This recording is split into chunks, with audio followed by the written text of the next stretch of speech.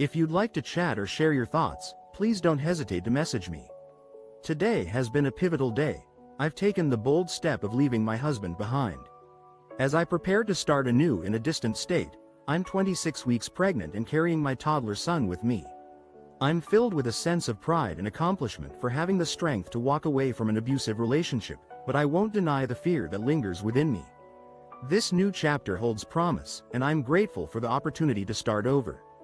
Thanks for listening. I gotta get this off my chest. I was at the grocery store on Friday buying some food to make dinner, and the girl in front of me was buying some food along with diapers. I saw she was counting out crumpled ones and coins and knew this was going to be a while. I went up and said a weight off my mind. As I navigated the grocery store on a Friday evening, I was struck by the struggles of the woman in front of me in the checkout line. She was diligently counting out a mixture of crumpled bills and coins, a clear indication that her shopping experience would be a lengthy one. Moved by her plight, I stepped forward and offered to cover her expenses. I swiftly paid with my card, and the cashier handed her the receipt, her eyes welling up with a mix of gratitude and relief. Her heartfelt thanks were repeated multiple times as she departed, leaving me feeling a sense of satisfaction. The cashier, too, was visibly impressed by my actions, and I couldn't help but feel a twinge of guilt when she commented on my kindness. Little did she know, my true motivation was not entirely altruistic. I was eager to conclude my shopping and head home, where I could unwind and enjoy the rest of my weekend. TLDR. A kind gesture at the grocery store had unexpected consequences, leaving me feeling conflicted. Update. None edit. None parents going to buy a cable to lock the fridge today. My dad and mom always get very angry that I eat a lot, and they said that today from now on I will be rationed. It's just a bit unfair cause I do agree that I eat a lot, but I'm absolutely ridiculously skinny, 6 feet. My parents are planning to purchase a cable to secure the refrigerator today. My dad and mom have been consistently irate about my excessive food consumption, and they've made it clear that I'll be restricted starting now. I think it's unfair, though. I acknowledge that I do overeat, but I'm extremely underweight, standing at 6 feet 4 inches and having a rapid metabolism. To be honest, I feel malnourished and fragile, and my frame is visible under my skin.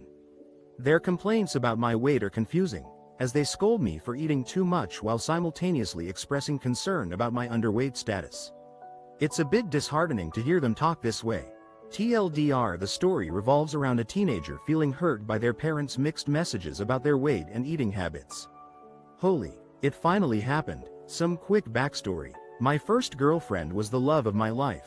She was my everything. She was pressured into doing drugs and ended up developing an addiction which led to issues that made her end her life. Well, 10 years later, the man who the moment I've longed for has finally arrived. Before I dive into the present, let me take a step back in time. My first and only real love was everything to me.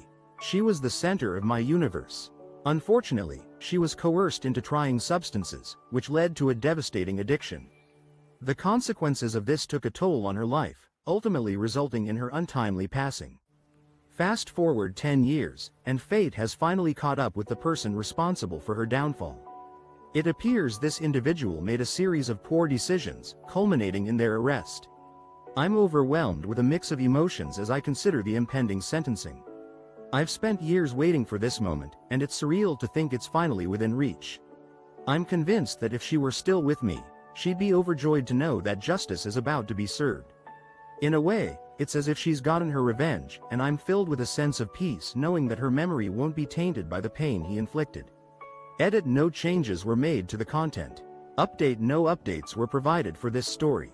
TLDR. A person responsible for the addiction and eventual death of the narrators just booked my vaccine. Admittedly, people have been putting worries in my head about getting it, and I'm a textbook overthinker, but today I woke up and thought, fuck it, booked my vaccine.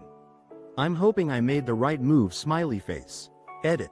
To the people who were mad I didn't do this. I've taken the leap and scheduled my vaccination appointment. Lately, I've been bombarded with concerns from others about getting vaccinated, and as an individual prone to overthinking, it's only added to my anxiety. However, something shifted today. I woke up with a newfound resolve, telling myself, enough is enough. I've booked my appointment and, fingers crossed, I've made the right decision. Update. To those who expressed disappointment that I didn't act sooner, I acknowledge your frustration. Life has been unpredictable, and I've always adhered to the rules. I hope you can find it in your hearts to understand my situation. Update 2. I want to extend my gratitude to everyone who has offered their support. It's been incredibly heartening. I may not have been able to respond to every message, but please know that I appreciate the kindness and concern you've all shown. Printer doesn't work, so we get a help desk ticket with just that. No details, of course, just that it doesn't work. I like working on printers, so I went down to investigate. Upon arriving, the person who opened the ticket is not at her desk. Her office maid tells me, she trick. Printer malfunction. A help desk ticket was submitted with a vague description, printer not working. As expected, no additional details were provided, only a statement of the issue. Since I have experience with printers, I decided to investigate the problem in person. Upon arriving at the assigned workstation, I found the person who submitted the ticket was no longer present. A colleague at the same desk approached me and revealed a surprise. The individual had intentionally submitted the ticket to get me to visit and collect the homemade cookies she had baked for the team. I promptly updated the ticket with a solution: removed baked goods from printer. System checks indicate normal functioning.